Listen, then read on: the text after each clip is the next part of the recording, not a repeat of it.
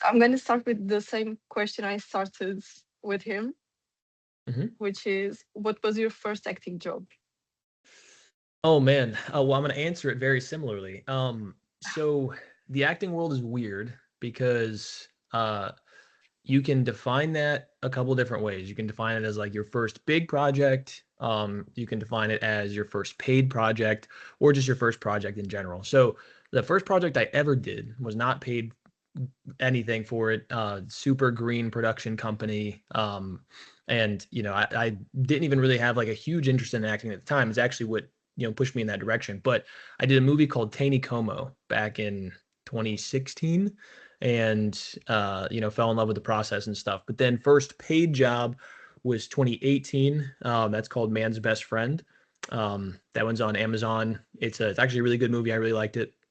And then I guess first big project was probably my Netflix, like the History Channel thing that I did. I did an episode of The Food That Built America on the History Channel. So depending on what people define as their first thing, we'll change that answer. Yeah. But yeah. Yeah. And how did you come up with the idea for Reddit Resurrection? I mean, Noah and I were just chatting one day, and I knew that he did videography, and he knew that I was an actor, and so we just got to chatting about filmmaking and what kind of movies we like, and we had a common interest on superhero films, but really well done superhero films, obviously, and like grounded ones like the Dark Knight series. And so we got to chatting about that, and he was like, who's really underappreciated as a character? I was like, who? And he said, Red Hood. Like, dude, I agree. I love Red Hood. I'd watched the Under the Red Hood movie, and I was like, yeah, I really feel like he needs more exposure and coverage. And we just kind of left it there. And then he reached out to me later on and was like, dude, would you be interested in like doing a Red Hood project with me? Because we had filmed a scene at the time. I was really like pining for Johnny Storm, the Fantastic Four, because I knew they were casting, and I was like, let's just get some footage. So we actually shot a short scene together with me as Johnny, Yeah. and then like one of our buddies, this Peter Parker, was like a whole thing. And then after that, he was like, dude, I really think we could actually make this. Like, we just have to get the budget for it. So we kind of put a pin in it, then came back to it later, started it. The first time we shot it, it was okay, but it wasn't everything that we wanted it to be. So we canned that. We recast our Joker, and ended up, I think, like 2, maybe even 3 years later, finally got episode one redone. So it was a long process, but it really just started with a casual conversation about our love for good superhero films and this underappreciation for Jason as a character. Yeah, and how do you go about actually like setting up to do something like that? Because like getting the people to do it when it's like a kind of a fan project, like amateur, trying to get people that also need like for their Yeah. portfolios and to show stuff. I mean, it's different for everything. So like one of the things that we agreed on was that he's primarily going to be in charge of the script. I'll put some ideas in there, we'll work together on formulating these things, but that's going to be his baby because he wants to be like not just a cinematographer and director, but also a screenwriter. So he wants to be writer director, right? So I was like, cool, that's in your ballpark. But we both were going to participate in primary casting, and so one of the things that I was like non-negotiable, they have to be actually good professional actors. And he was like, yeah, totally agree. So that's kind of a hurdle because then we have to raise enough money, to actually be able to pay our actors, right? So that's kind of a challenge in getting the crowdfunding to afford to do that. And then because it's so slim, you kind of have to fit everything into a very tight window, which is very difficult with scheduling because sometimes people can't make it or they got other things going on. So there are a bunch of hurdles. It just depends on what part of production we're talking about, and then particularly like with getting extras because we can't pay our extras. We don't have the budget for it. It's really difficult to incentivize people to come be a part of a project, but it's gotten easier with time. The more exposure we've gotten, and we film it kind of close to our hometown, more people are aware of it, so they're more excited about being a part of it. But it's a lot on the front end, and I mean, I give a lot of high praise for Noah and his wife for being able to put that together because Noah and Lauren are like superstars behind the scenes with costume creation and location scouting. So there's a lot that goes into it. I'm only a part of a little bit of it, but particularly with a fan film and a slim budget, you have additional hurdles, I think. Yeah, and how did you prepare to play Jason? Um, I read all of the Red Hood material. Like every Red Hood run that exists, I've read it, and I really honed in on the stuff that I knew that the fans really liked. So, like the Under the Red Hood movie, I've watched that probably a dozen times. And, that's one of the places I got the voice from for Jason is, like people associate that Jensen Ackles kind of like gruff voice with Jason. Yeah. So it's like, I can't be quite as good as Jensen at that. He's got just this super masculine voice, but I can maybe tap into it a little bit. And then from there, it's just like, the way I always break down a character is I look at the material and I say, okay, so what are their primary motivations? Why do they have these primary motivations? And that kind of gives you a lens from which they look at the world through. And when you understand how and why they look at the world the way they do, you kind of understand who they are. So at that point, when you have understanding of who they are, and this next part's pretty easy with Jason because we have, depictions of him. I try to find the voice and the body language. And so once I have the voice, the body language, and their perspective, I've kind of got it all together. So it's a lengthy process at first, but now that I've played Jason so much, I can kind of just tap back into it.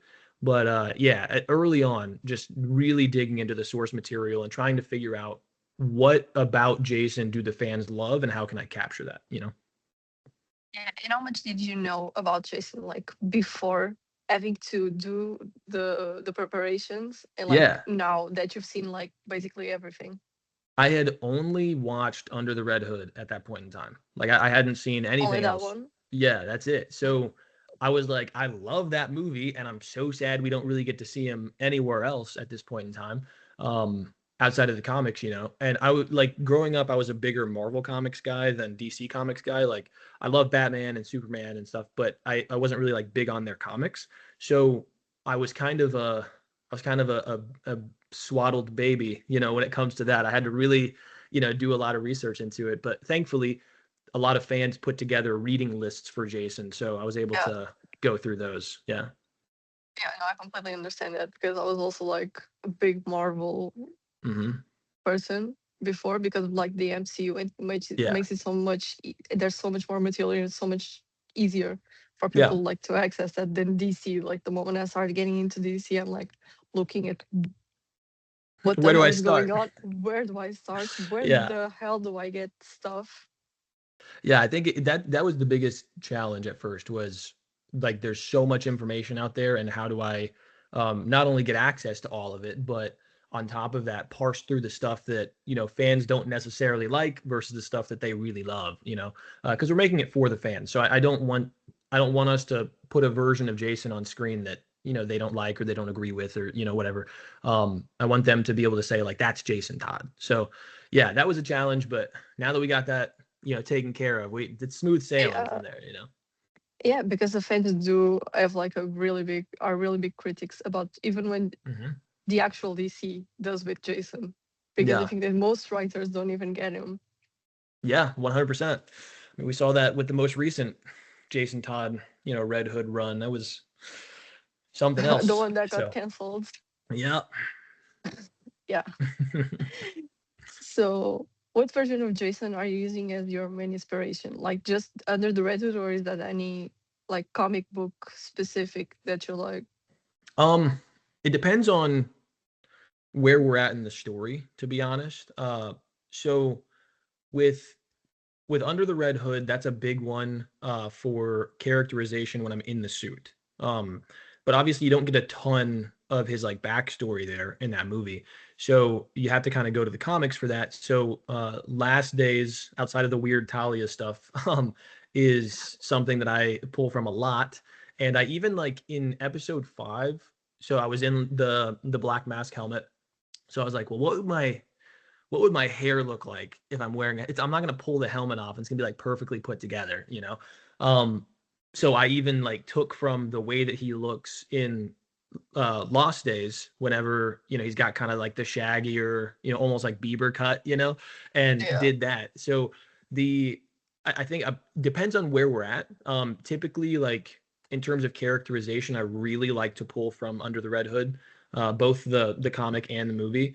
But then for particular looks or particular feelings in certain circumstances, I have to go to other stuff, like his interactions with Nightwing and like why he feels the way that he does, how he feels about Tim, stuff like that. So it's kind of all over the place. But yeah, probably those two would be the primary sources of stuff that I've dug into and, referenced. So, Yeah. And it's good that you were talking about the looks because the Red Hoods has a lot of different looks, not only in mhm. just Jason himself, but like Red Hood suits.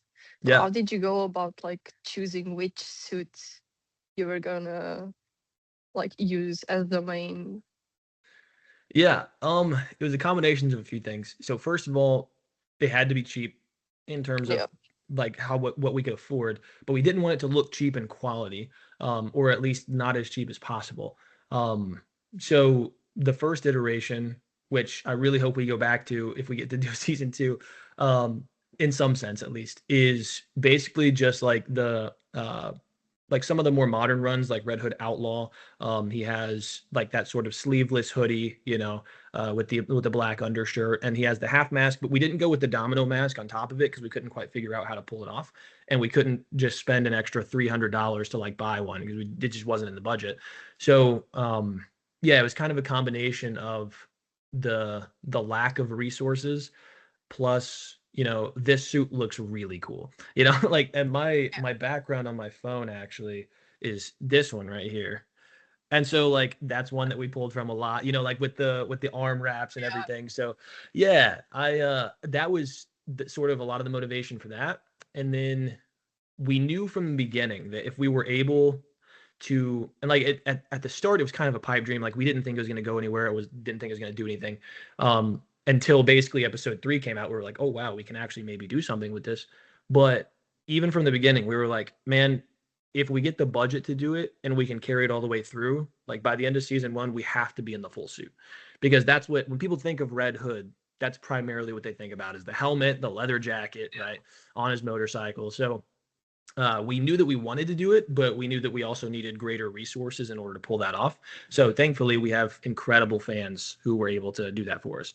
I kind of thought you would answer with like Mhm. the budget was also a big part, but Yeah, I also think that goes with like the Jason thing because he does not want like Bruce's money to yeah, go into the thing, and it's more practical, and like he lived in the streets, so he knows how to adapt. And that yeah, I think that it's not only like a budget thing, but it also kind of helps with the storyline.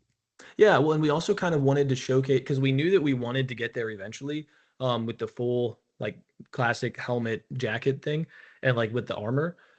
But we wanted to kind of showcase Jason like building up to that. So he starts off very League of Assassins. Like he's got red on, obviously he's not in all black, but he's got like the actual hood. He's got the half mask, like the League of Assassins.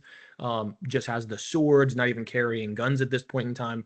So we really wanted to emphasize that without like throwing it in people's faces. Like, this Jason doesn't have access to Bruce's money. He doesn't have like, endless resources. He's living in this really crappy motel, like we're trying to showcase exactly what you're saying, that, he's being resourceful, and then sort of over time he's getting access to more and more stuff. And then of course he steals $5 million from Bruce. So that's at some point in time That he will was like, you help. know Yeah. what, I might as well, yeah. Yeah. And I do have a question that's like kind of not about is like Mhm. that black mask, the helmet Mhm. of the black mask, that looks so much like an Iron Man mask. It does. Yeah. I don't know where Noah got the 3D printing for it from, but yeah, when I first saw it, I was like, this looks sick, but like the lines down the side of it do make it look kind of like Iron Man. Yeah, So because I have yeah. in my house I have like a TV in my room, and in one side I have like an Iron Man helmet, and on the other a Yeah. Red Hood helmet. And I was like watching that on my TV, and I was like, why does that look the same? Why does it not look like the other one? Yeah. Yeah, it was, I mean, for that, you'd have to ask Noah why that one was chosen, but yeah. Yeah. Yeah, good to know that I was not the only person that thought that. Yeah, yeah. There were a lot of people who were saying that. So Yeah. Do you think that this, like playing Jason and the Red Dead Resurrection, will prepare you for like playing Jason on an actual DC production? yeah, I mean, fingers crossed. I hope that I hope that James Gunn calls me and offers the role or even has me audition. Like I'm good with whatever. But yeah, I do think anytime that you can understand a character and like get into their skin and play them for an extended period of time, it does give you an advantage. So in a scenario where hopefully, God willing, I get an opportunity to audition for that role on a big stage, then like I'm gonna already know who Jason is in my heart. I'm gonna be going in with full confidence that I can step into this part. I can play him as in a way that the fans actually appreciate, in a way that I think has been comic accurate. So I do think it gives me an advantage, and also like one of the big things about auditions, particularly in person, which is what they would be doing for something like that, is you can get really nervous and that can really throw people off. And so I know that I'll be nervous, but since I've already lived in that skin so much, I can kind of tap into that regardless of nerves. Like I'm not going to be sitting there thinking the whole time like, oh, am I doing this right? It's like just trust the process, trust yourself. And I've got good reason to trust myself at this point. So I do think that God willing, I'm able to audition for that part and be considered for it, that it'll definitely give me a leg up over, the competition, so to speak. So Yeah. Yeah, and you have to leg up because there's only been like one other live action Red Hood. yeah. Yeah. Well, and So it like one of my things with this too is like if and again, we weren't even thinking about this early on, but once it kind of started to become a thing, after episodes 3 and 4 came out specifically, it was like, okay, there's a real chance that when people think of live action Jason Todd, like real Jason Todd fans, they'll be thinking of me. And I mean, obviously, there are lots of people who think of Curran Walters, probably more so than who think of me because it was a bigger show. But depending on how big this gets, like that might switch. We never know. So I'm like, it gives you a leg up over people that have never played that role before, though, for sure, because people can see their image, and see other stuff that they've done and be like, yeah, this person made great Jason. But if the fans have my back on it, and it gets to a point where I'm sort of recognized as live action Jason Todd in a lot of people's minds, I do think that really helps with that because whenever they officially announce like, oh, we're doing the casting for this role, hopefully Red Hood fans out there, hopefully people are like, pick this guy, and we'll see. I mean, I think everything happens for a reason, and we always end up right where we're supposed to be, so long as we're walking in our purpose and our calling. But if I do the things I need to do and I take care of the stuff I can take care of, then everything else will take care of itself. So I don't worry too much about it, but I do think that it can create a really big opportunity for me if everything falls into place. yeah, at least in my perspective, most of the people when they do like a fan cast of Jason, they do, but the ones I see, they do put you Thank you. also I way more appreciate than that. they put Curran. Yeah. And I also think that not like because it was bad, but because the writing on that show wasn't Yes. the greatest, and it Yeah. didn't even try to make the Jason story a Jason story. Yeah. Yeah. I've said so many times because like there have been people in my comments that have been like, you're way better than this guy. And I'm like, dude, like if you watch the show, you understand that his performance was not the issue. Like Curran is a really good actor. And so I'm I never want anybody to like. I don't want there to be any like weird tribalism or anything like that going on, or like Yeah, people trying to tear him down to lift me up, or vice versa, obviously. So I'm like I've said so many times, it was not Curran's fault that yeah, that didn't work out well. There were a whole bunch of other things and people involved that put that story in the wrong direction, in my opinion. So you can only do so much as an actor. Unfortunately, we don't have a ton of control. Fortunately for me on this project, I do have a ton of control, so I've been able to, you know, uh, take care of a lot of those things that he wouldn't have been able to. But yeah, he's great, and like I would have no qualms with him being, the live action Jason. Obviously, I hope it's myself, but like again, everything happens for a reason. We all end up right where we're supposed to be. So whatever happens, happens.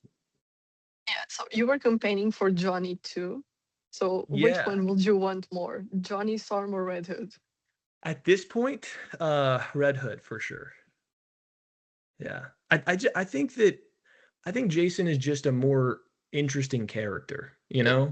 like the morally gray aspect, the um sort of traumatic childhood, the Bat family dynamics, all of that stuff is, I think, really cool. And I love Johnny Storm as a character. I think he's actually really underappreciated as a character because there are so many elements to him that people overlook. Like, he is incredibly smart. He is like one of the world's best engineers. He worked on the ship that they took into space before they got, hit with the cosmic blasts and stuff. So people don't think about that enough for him. But I just think Jason's so much more layered. And plus, I really like I grew up doing martial arts and like dabbling in them, and so I've always had a love for like hand-to-hand combat stuff, and being able to do that on screen has been a lot of fun. So you get more of that with Jason too. It's like Johnny Storm's not boxing people most of the time. He's like shooting fire blasts at them. So yeah, I would say Jason for sure at this point. Yeah. Also, But I Joseph get what Quinn's you were great. saying. So Yeah. yeah, Yeah. No, the one thing you were saying was like, oh, they don't realize, oh, Johnny Storm is also like very smart. You could yeah, say that about Jason too, for sure. because most people go like, oh, the angry Robin. Yeah. But despite the Yeah. fact that, like, in the Under the Red Hood movie, he literally outsmarts Bruce and Dick, like, just blatantly. Yeah. So I don't know. Like, that seems to be a common trope for the people who are like, either angry or, highly eccentric in another area. They tend to underrate their intelligence. But that's something that I hope that we've communicated well. Like, we wanted to establish a hierarchy of intelligence from, Tim to Nightwing to Jason, Yeah. but intelligent in different ways. Like, Jason's always going to have better street smarts than those guys. And he's also technologically savvy, and he's also strategically really savvy. But obviously, like, those two things are going to be more so Tim's thing. And then, Nightwing's got those as well, but neither of them have the street smarts that Jason does. So it's a nice balance. But he's definitely not like the big brooding doofus that people make him out to be sometimes. Yeah. Yeah. I get that. How do you feel when you put on the Red Hood costume and you look at yourself and you're completely Red Hood? Um, it feels good. Um, I really it's like the way that it fits on you, like, it forces you to have a certain body language. This is why I really like playing roles where I have to wear stuff different from what I normally wear. Because like I've done period pieces where I have like, the wool pants, and then you got like a long sleeve shirt, and then the vest, and then the overcoat, and then the hat, and like it makes you like your posture is different. So same thing with Jason. Whenever I put on the suit, the posture is different. I have to carry my arms differently because of, like, the armor or the jacket. Got the sword on my back when I'm in the hood. You've got 20 pounds of, firearms and straps on my legs. So, and then obviously like the combat boots. So everything kind of comes together to form like a different silhouette. And I don't know. There's something special about putting the costume on, looking at yourself in it for the first time, and like, wow, like we're really here.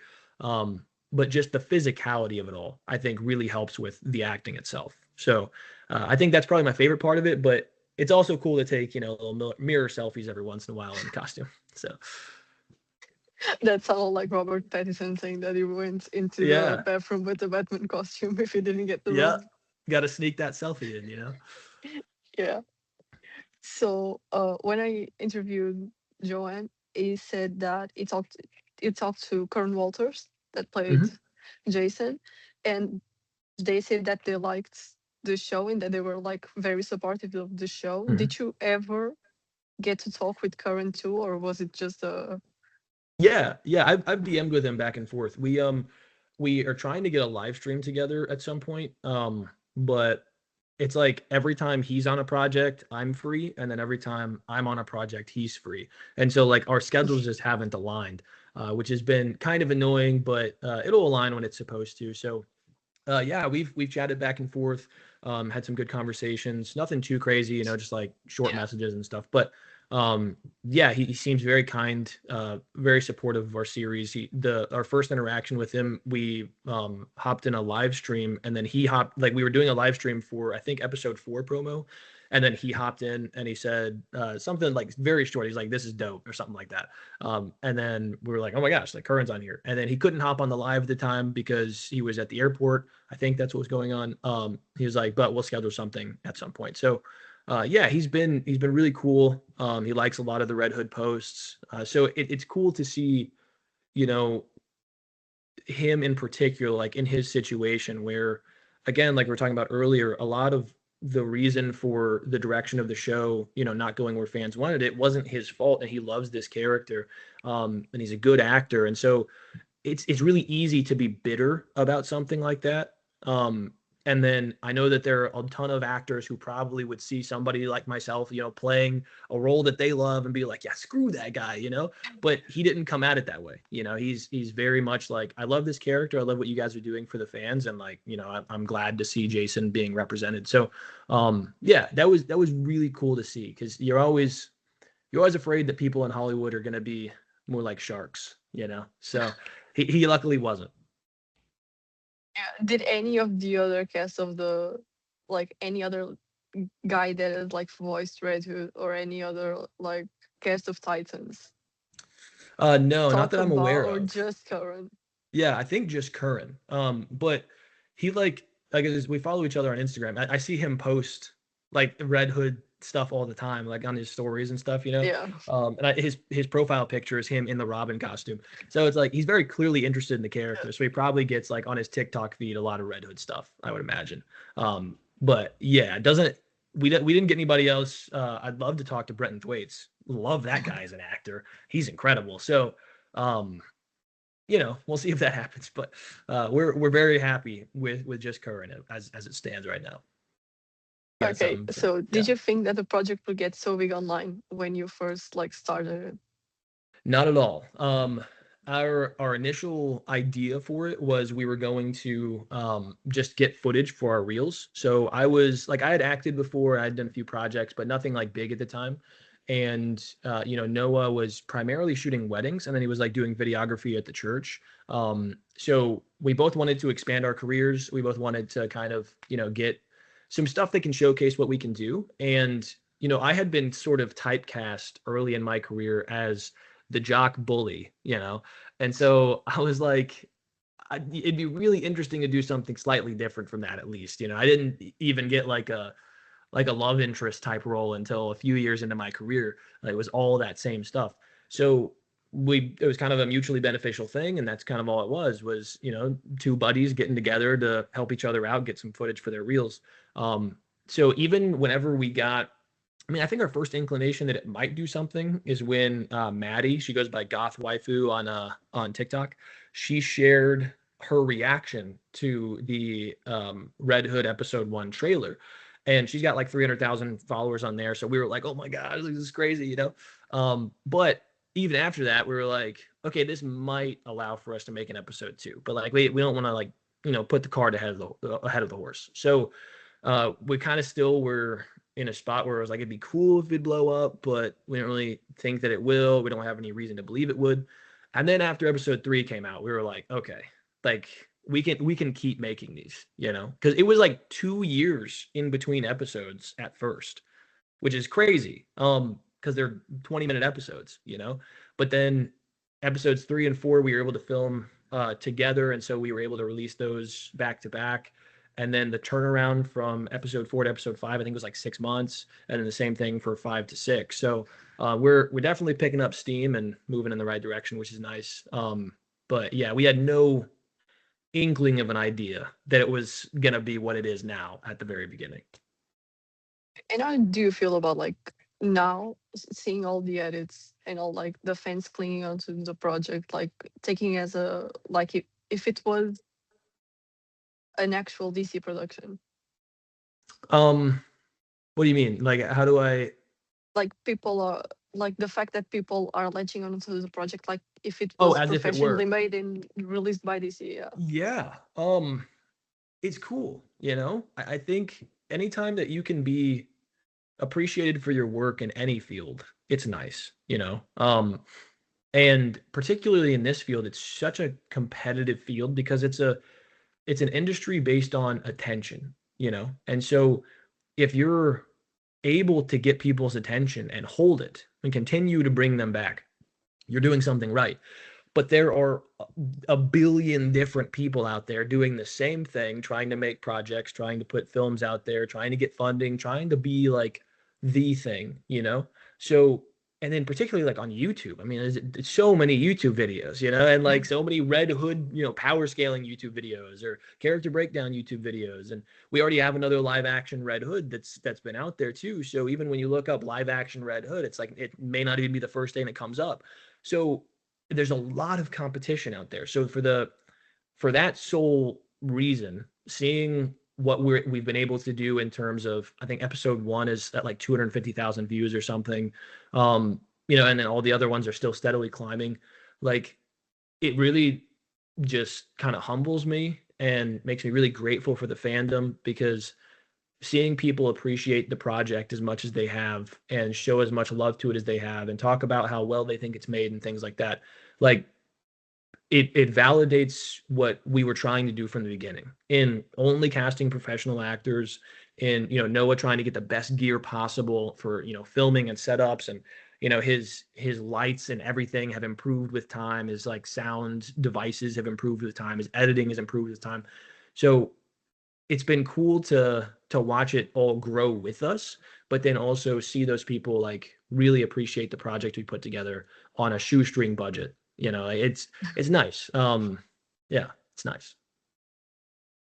So this question I also asked Johan, which is if you had to have like a rated playlist, which will be the song that had to be there? Well, I do have a Red Hood playlist. But there's a lot in there. It just depends on how I'm feeling. There's let me think about this. There's one called Watch Me Die by, I've got it in this playlist. One sec. Um, Come on, bro. There we go. Watch Me Die by Martin Wave, featuring Ashby. That one's a really good one. I listen to that a lot when I'm working out. You know, I'll mix in some other stuff too. But yeah, I think that one's a really good one because it's just like a song about resilience and, you know, trying to uphold, you know, what you believe, achieve what you're trying to get to. Yeah, so probably that one. Yeah. Johan had to like stay, I don't know how long, like looking through his playlist. Yeah. Well, he works out to TikTok reels, so Yeah, I'm he was surprised he didn't show telling you me one of there was those. like TikTok edits and that's his Yeah, thing. yeah, that's my guy. So you did the fundraising to get the budget to do Mhm. the show. If you had the bigger budget, what what would be like the first place that that extra money would go to towards? Um, well, the last place it would go to is our pockets. We think honestly like the quality of it is what matters the most. So probably giving ourselves more time, um, and better locations, better gear, better costumes, like stuff like that, that I think enhances the visual quality of it, that would make the project as a whole significantly better. You know, like I feel like we've done a really good job. And you kind of have to grade RHR on a sliding scale because, you know, we don't have $200 million. You know, like we don't have $200,000. We barely have $200. You know, it's like the the the quality we'll be able to put forth with what we have is something that I marvel at every time, because Noah is such a genius and he is able to do so much with so little and takes care of us super well on set.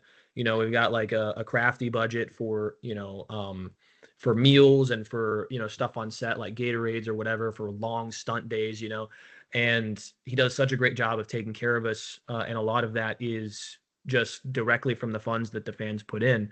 So, and then a lot of it's also out of like his own pocket, my own pocket. Like we kind of do what we can with what we have. But if we had more, I mean, even if we had 100,000, which is like nothing for filmmaking, um, for we would be able to make the entire season on that. By the way, and that would be like double what our budget was for the entire season. Um, no, actually, it'd be more than that. It'd be like 4 times what our budget was for the entire season. I think we were like just at like 25, maybe something like that. But the the the influx of cash for the project would allow for us to have, better sets, like I said, better locations, better gear, higher quality costuming. Like there's a guy that we have seen on Instagram that like makes superhero costumes custom and they look incredible, but they're just out of our budget. So it's like if we had extra money, we could just hit him up, be like, this is the concept for it, throw it together, and then he'd have like it perfectly fitted and all that stuff, which would be so nice. But yeah, unfortunately, we're not there. But that's where it would all go, if we were able to, get a little bit more available resources. Yeah, Joanne actually answered with the that superhero suits guy too. Yeah, yeah. I think he's the one who showed us because he was showing me like one of the Robin costumes he made, and he has like the sort of like the tiny like scale like design on there. Yeah, It's like that, and it looks so good and it's flexible. And Johan has a ton of problems with his like shoulder pads flapping everywhere and like his chest plate flapping, and he and Nick both. So because it's literally like a 3D printed shoulder pad with like Velcro strap underneath that's sewn into an undershirt. So instead of doing that, you would literally have it like built into the fabric itself, so it's not yeah, flopping everywhere. Which would save us time on takes as well. Like there's a scene in episode 6 that you'll see where uh Nightwing does like a spin attack and hits this guy, and I swear to you, had to have been 10, 12 takes of the shoulder pad just flying off. So we had to get it different, like had to do it again and again and again. So that would help out a ton if we were able to, contact somebody like that guy and, pay for it. But we do what we can with what we have. So yeah. So, what is the biggest thing that you learn with this experience? um that's a really good question. Uh Outside of just learning more about Jason, I think like really because I've been an actor for God, like 10 years now. And you learn I grew up doing team sports. So that's effectively what filmmaking is. It's a team sport. Everybody matters.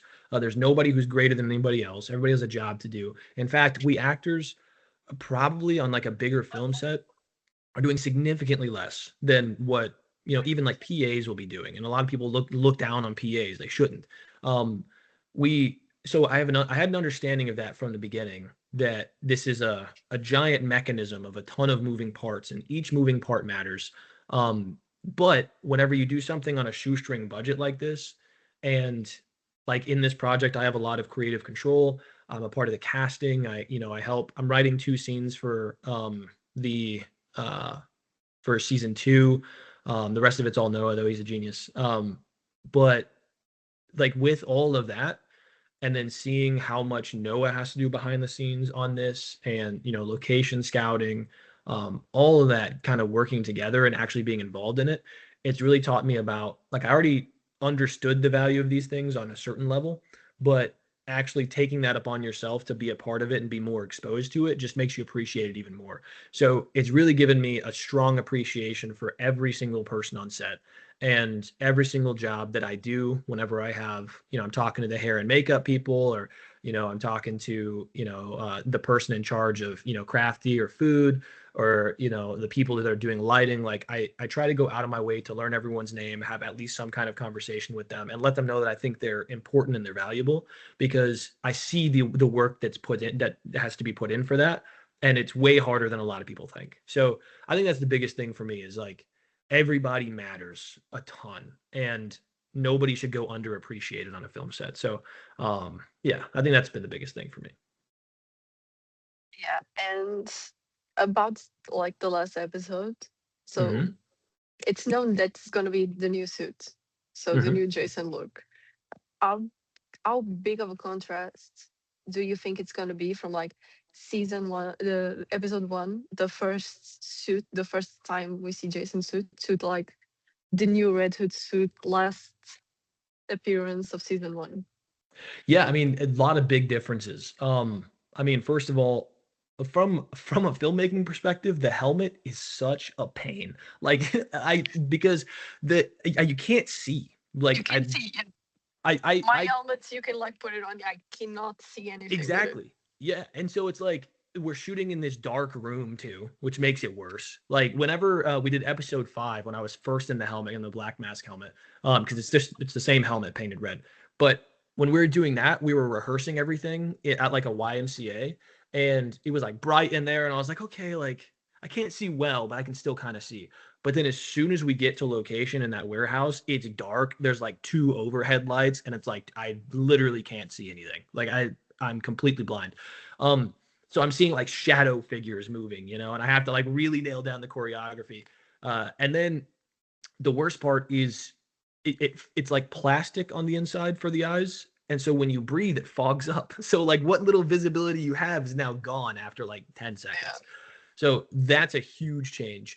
Visually, obviously, I think I'm partial to the half mask, particularly the half mask with the domino mask on top of it. But a lot of Red Hood fans really love the helmet, so I'm really excited for them to see that. Um, so that's obviously going to be a visual difference. I do think with like the sleeveless hoodie versus the leather jacket, the sleeveless hoodie is way easier to maneuver in. It's very light. The leather jacket, it flops everywhere and gets in the way. And then we weren't going to do the rolled sleeves. Like if you look at the promo photos we put out, it was just like regular sleeves, but because I didn't know how it would work. But then by the time we got there, I was like, dude, let's just try it and like see if it works.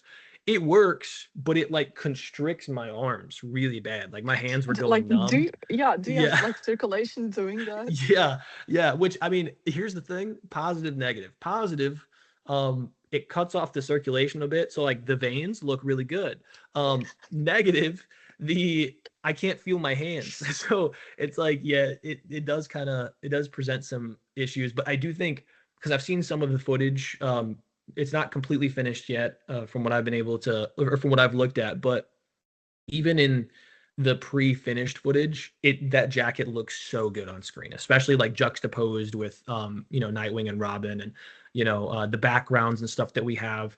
Like it just looks so clean. So I do think that can be a bit of an upgrade visually. And then obviously I don't have the sword, so I don't have to worry about that flying out of the holder, the holster or whatever. But I do have pistols on either hip, and those fly out of the holsters all the time. So it's one problem is gone for another problem, but it looks really cool. Like the way that everything looks on camera is beautiful. The way Noah shot it is incredible. So it presents its own challenges. I want to go back to the half mask really badly for season 2. We haven't decided on that yet, but we'll do whatever the fans want, I guess. But it's visually, it's going to be a stark contrast from what we see. But as an actor, it does present a ton of challenges. So I hope that people really like this last episode because it was really hard to make. But yeah. But, oh, another issue we had for the armor, it's like a chest plate like theirs, except we bought this one.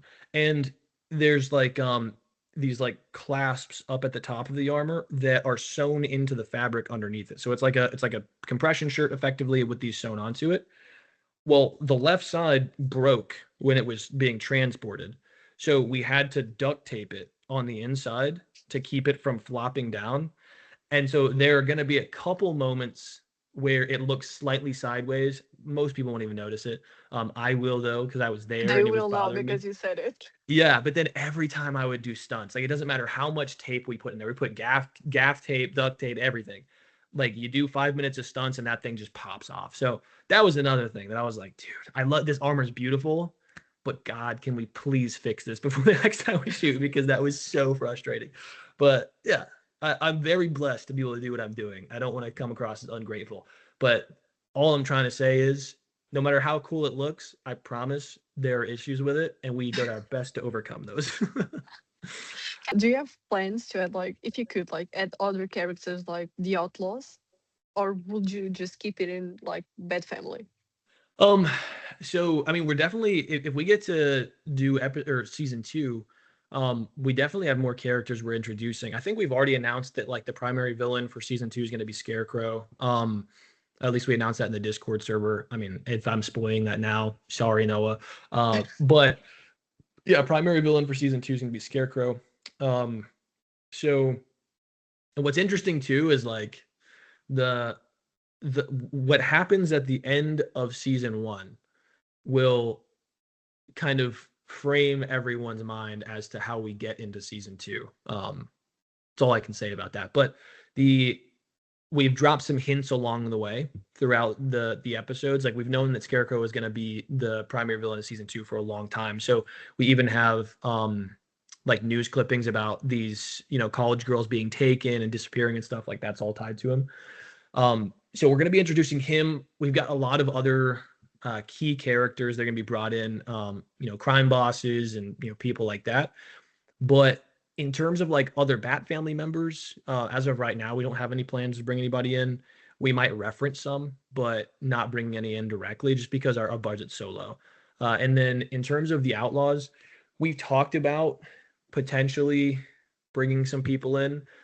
We actually have a guy who, if we're able to bring in Roy Harper, I'm not saying that we're going to be able to do it, but if we are, we know who we're casting. So that's something that, if budget allows for it, we could throw in an additional episode and have a character like that be a part of it.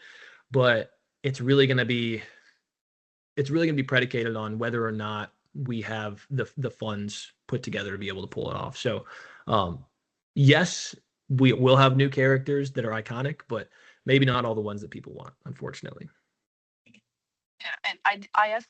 This is how I kind of found out about season two, was when I Mm-hmm. asked this to Johan, because I asked him, if you were to have a season two, what would you want storyline to be? And he went, Mm. "Oh, I can't tell you the one that it's gonna be, but I can tell you the one that I want it to be." Got you. Okay. Yeah, I know that I'm fairly positive we've already announced Scarecrow as the primary villain in the Discord server. I'm not sure if we have like on YouTube or anything, but um yeah, yeah.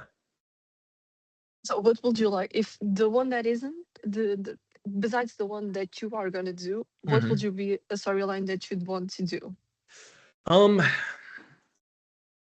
I so this is it's kind of a challenge because um you got to factor in finances, but also like what makes sense in that world with that storyline.